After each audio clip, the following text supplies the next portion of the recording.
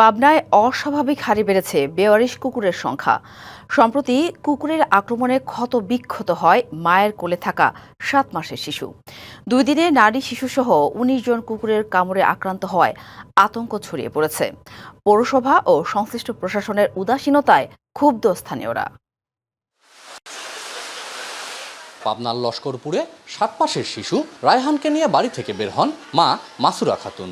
কিছু বুঝে ওঠার আগেই তাদের উপর হামলে পড়ে একদল বেওয়ারিশ কুকুর। শরীরের বিভিন্ন অংশে কামড়ে ক্ষতবিক্ষত করে মায়ের কোলে থাকা শিশুটিকে। পাবনা জেনারেল হাসপাতালে নেওয়ার পর অবস্থার অবনতি হলে পাঠানো হয় ঢাকায়। একইভাবে বেওয়ারিশ কুকুরের আক্রমণে দৃষ্টিশক্তি হারানোর উপক্রম ৭ বছরের আরাফাত শেখের। ২ দিনে বেওয়ারিশ কুকুরের কামড়ে নারী ও শিশুসহ ১৯ জন আহত হওয়ায় আতঙ্কে সাধারণ মানুষ। আমার ছেলে কাল বেলা ৪টের দিকে কুত্তি কামড়েছে গেটের সামনে থেকে।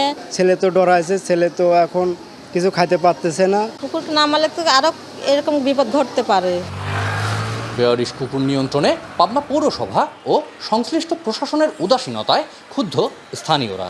কুকুরকেও তো ভ্যাকসিন দেয়, তো এটা পৌরসভার থেকে দেখাটা উচিত। কুকুরগুলো মাইনে দিলে পরে সবার জন্যই ভালো। জরুরি একটা ব্যবস্থা করতে হবে, কারণ হচ্ছে এরকম বাচ্চাগুলা স্কুলে যায় প্রতিদিন, বাড়িতে আসার বাবা মা খুব কষ্টের মধ্যে থাকে। তবে ভ্যাকসিন সংকট নেই এবং আক্রান্তদের প্রয়োজনীয় চিকিৎসা দেওয়া হয়েছে বলে দাবি হাসপাতাল কর্তৃপক্ষের। ৮ জন রোগী ভর্তি হয়েছিল, তাদের মধ্যে 2 জনের অবস্থা সংকটাপন্ন হওয়াতে আমরা ঢাকাতে চক্ষু হাসপাতালে রেফার করেছি।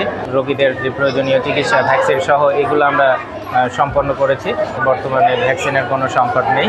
উদাসীনতা না দেখিয়ে নাগরিক সেবা নিশ্চিতে দ্রুত কার্যকর পদক্ষেপ নেয়ার তাগিদ জেলাবাসীর। Partha Hasan, DBC news, Pabna.